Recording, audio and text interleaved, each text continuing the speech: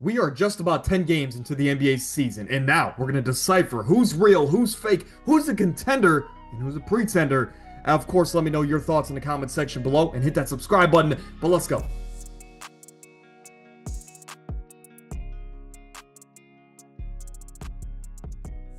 Let's start with the obvious contenders, the Oklahoma City Thunder. They're 10-1, they check all the boxes, and they are atop of the best conference in basketball, despite all of the key rotational players have missing some time outside of Shai Gilgeous-Alexander.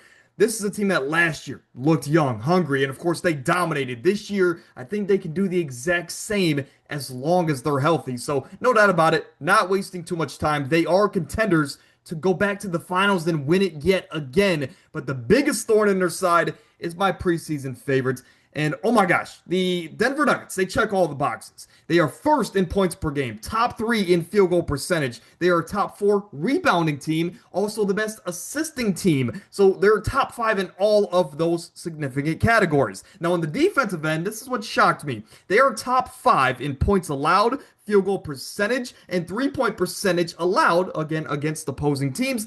So they're checking literally every single box. They're 7-2, second in the West.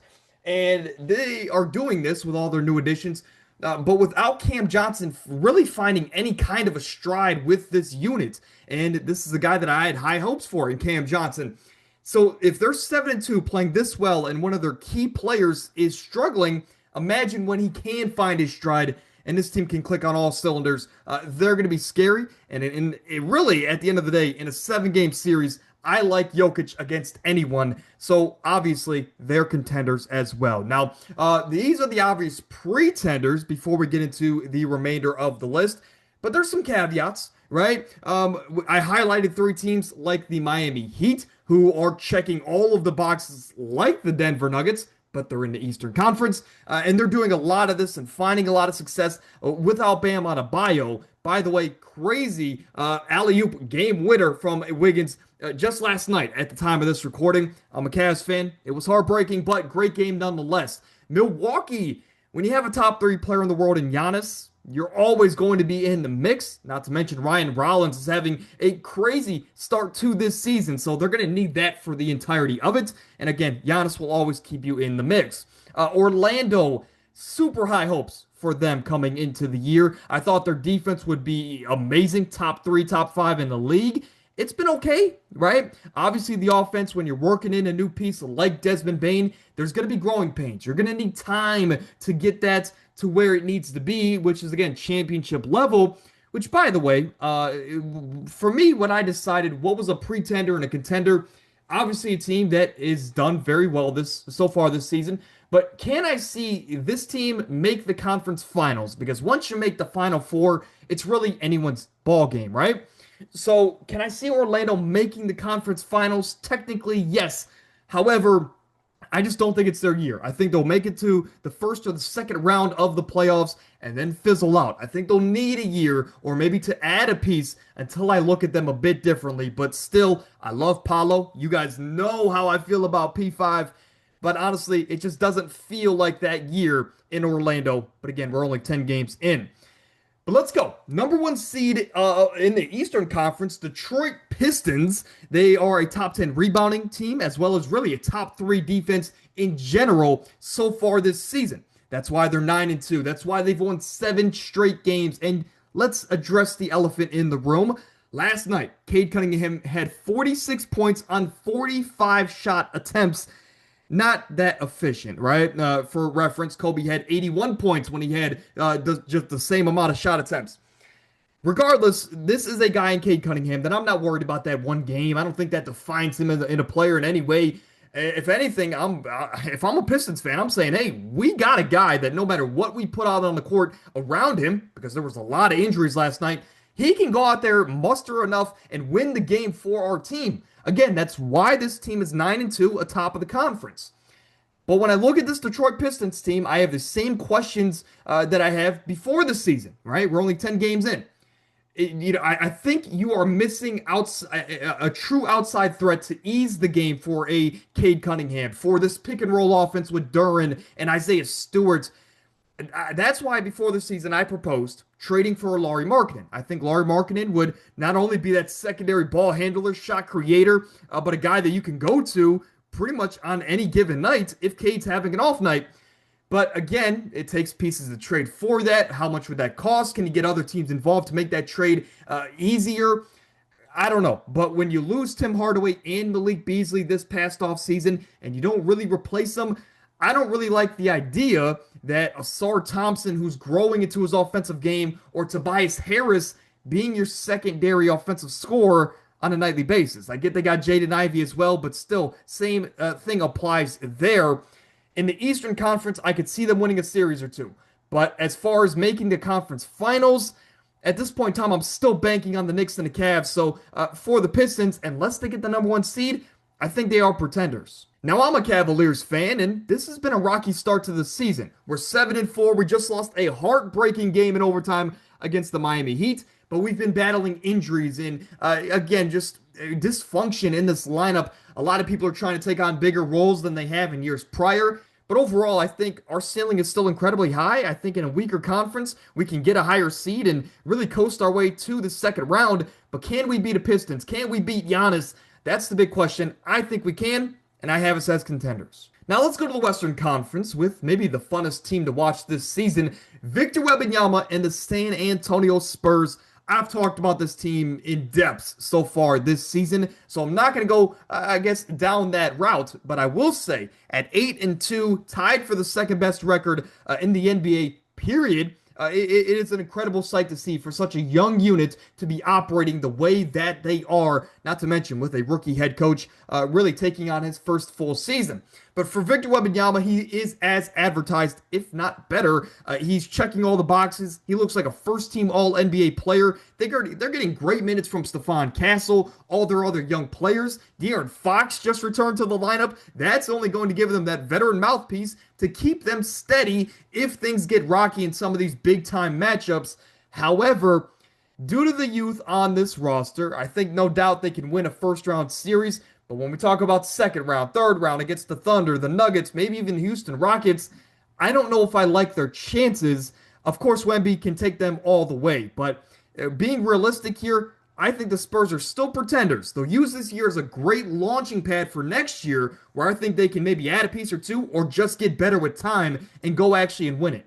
Now, my preseason favorites in the Eastern Conference were the New York Knicks. And that's because, hey, they had the continuity. They brought in a new head coach who can lighten the loads of these star players, but also, again, add a different system that can keep other teams guessing because in years prior with Tom Thibodeau, these stars were gassed in Jalen Brunson and, of course, OG Cat, but they were really just so one-dimensional offensively that they were very easy to defend as far as the playoff time came around. Now, again, they still put up a fight because they have a great team, but they were very one note. And Mike Brown looks to add that extra couple of notes, add those different wings to this team to make them harder to beat in a 7-game series come playoff time. Now, they're 6-3. They've won 4 straight. Started rocky, but they're picking it up. They have a top 10 offense. They have a top 10 3-point percentage team. Really top 10 across the board outside of field goal percentage. But that is, I guess, given their pace of play.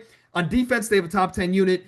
I think the Knicks are still my favorite to come out of the Eastern Conference. Jalen Brunson's an amazing player. I do think they're still a little bit too Jalen Brunson reliant. Maybe they can ease his load for the remainder of the regular season. And then in those dire times, that's when Brunson can take over and give us those clutch moments that he's done so many times in his New York tenure. But for the Knicks, I have no doubt in my mind, they're still my favorites to come out of the East, so obviously they're contenders. Now let's go to the Western Conference with the team that lost their starting point guard just a few days before the start of the season in the Houston Rockets. They haven't missed a beat. Now, there are some things you can nitpick, like, hey, they're 19th in assists per game. They struggle to have that legitimate lead guard that they aren't really seemingly interested in trying to trade for here in just a couple months. But as of right now, they are top 10 offense, top 10 defense, one of the few teams that can say that. They're 6-3, one of the best teams in the conference, and they are working in a player like Kevin Durant to go alongside Sengun and Amin Thompson. They are figuring it out on the court, but what we saw from opening night to now, They are going to fight. Their defense is going to keep them in games. They are, again, maybe the best defense in the league in general. But when it gets down to those clutch situations, whoever has the hot hand will take them over the top, as we've seen many times this season.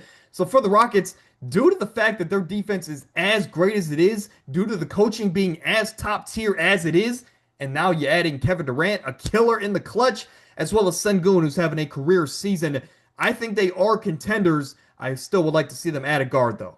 Speaking about superstar guards, well, we're going to go none further than Luka Doncic. I'm well documented as far as my fandom here of Luka Doncic on this channel.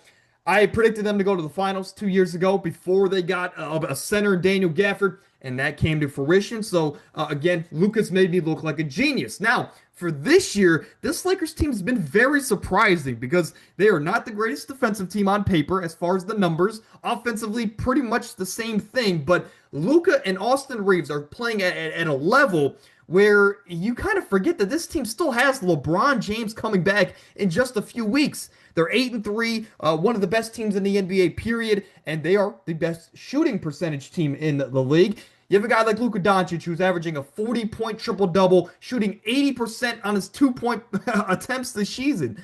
Technically, it was 78%, but still, he's shooting 29% from three, averaging 40, and that, again, is because he's shooting 80% on his two-point attempts. Luka checks all the boxes. His ability to manipulate a defense, to manipulate opponents in general, and to get his teammates in the best spots possible to have their best nights is special. This is legendary status that we are witnessing on a nightly basis, just like many other players in the league, like Giannis, Jokic, etc. But this is where I have a bit of a problem with this Lakers team. If they were to stay pat, right, I think that they are a team that's going to win a first round series, maybe fizzle out after that. But as of right now, given the fact that we haven't seen LeBron and his willingness to maybe take a step back in his career ever, I mean, this is the first time LeBron's, I guess, widely considered the second best player on his team. So I want to see LeBron come back. I want to see how he adapts to how well this roster's playing, if he adds to it, if he is a bit of a ball hog, tries to slow down the offense and actually hurts this team in the long run.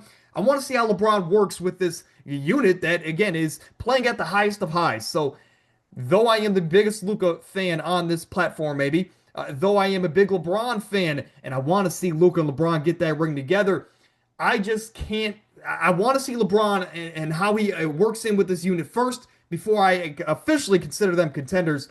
But at the end of the day, Luka can just put the team on his back and get them there anyway. Now, the team that knocked them out of the playoffs last year was the Minnesota Timberwolves. 2 straight years, two different co-stars, but 2 straight Western Conference Finals appearances. And that's on the back of Anthony Edwards.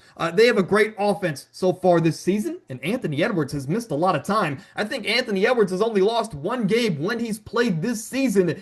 So again, that explains the 4 losses. They really should have maybe 2 at most. But for Anthony Edwards, playing at an MVP level, he is having this breakout kind of a season as if we really couldn't expect that in years prior. He was already playing like an all-NBA player, and he's gotten better, is what I'm trying to say here for Anthony Edwards. But this is a roster that I think knows that some of these jobs are on the line. I think Rudy Gobert knows that this is his last shot as a starting center if this season doesn't work out and if he has another playoff flunk out. I think Chris Finch knows that this roster might panic and fire him at the end of the season, though it's not smart, but just to give this roster a bit of a change if they flunk out in the playoffs early yet again. They have the talent, they have the veteranship, they have the continuity on this roster. I am worried about the lead guard situation with Dillingham not really being ready yet and Mike Conley just getting older. I would like to see them make a move. Just get somebody, anybody that can take the load off of Anthony Edwards in that backcourt on a nightly basis, I think would be huge. But ultimately, they fight. They're always going to be in the mix. But at the end of the day, I'm going to do it again. And Minnesota fans, this is good for you because this is what I've done the last 2 seasons. I've underestimated you. The Minnesota Timberwolves, I'm going to say, are pretenders because I worry about if Anthony Edwards has an off night, do they have enough around him to, I guess, go to that next level and, again, beat the Denver Nuggets of the world? The Oklahoma City Thunders, I don't know. And that is why I still have them as pretenders. But again, they can shock me like they have the last 2 seasons. And finally, we have to talk about the oldest team in the league, the unction The Golden State Warriors, of course, led by Steph Curry, who's missed some time this season. But the biggest takeaway so far, though they are 6-5, middle of the pack kind of a team, uh, Jimmy Butler has, turned back the clock to his Miami days. He's averaging 21, 6-6, shooting efficiently from the field, and he's just being that Miami version of himself that we saw for so many years, and that was so successful for so many years as he took that Miami team to two finals appearances. Jonathan Kuminga is also getting more opportunity this season, and he is taking advantage of it. I do worry about the, I guess, health of these older stars throughout the longevity of the season. We've seen a guy like Al Horford already take some games off. Steph Curry has missed some time. If some of these key rotational guys miss time, they're not going to have enough in these key playoff series. They need to all be healthy at the same time, and they all need to find their chemistry together so they can knock off some of these teams because the Warriors are going to be underdogs. At the end of the day, if Steph Curry's healthy, they always have a chance. As we saw in the playoffs last year, they had a winning record with Steph Curry, and they probably would have beat the Timberwolves with Steph Curry staying healthy. Of course, that wasn't the case, and we are at this point now. But I do think that they are pretenders. Again, I'm worried about if one person goes down, does that mean the ship goes down with it? I'm worried about it. But at the end of the day, if fully healthy, I think they put up a fight. I just can't see them beating the Nuggets, the Thunder, maybe even the Spurs or the Rockets due to how much defense those other teams have and how much more versatility those other teams have. So as of right now, Wardell, I'm sorry. You're 6-5. You are pretenders. But that's it, man. We're 10 games in. This is a bit of an overreaction. So if your team got slighted in today's video, take it with a grain of salt because, well, again, a lot's going to change from now to the mid-season mark, let alone the playoffs when we're talking about nitty-gritty. And again, every little detail matters. But as of right now, what I'm seeing from every single team, those are my contenders. Those are my pretenders. Let me know in the comments your thoughts, and I'll see you guys next time.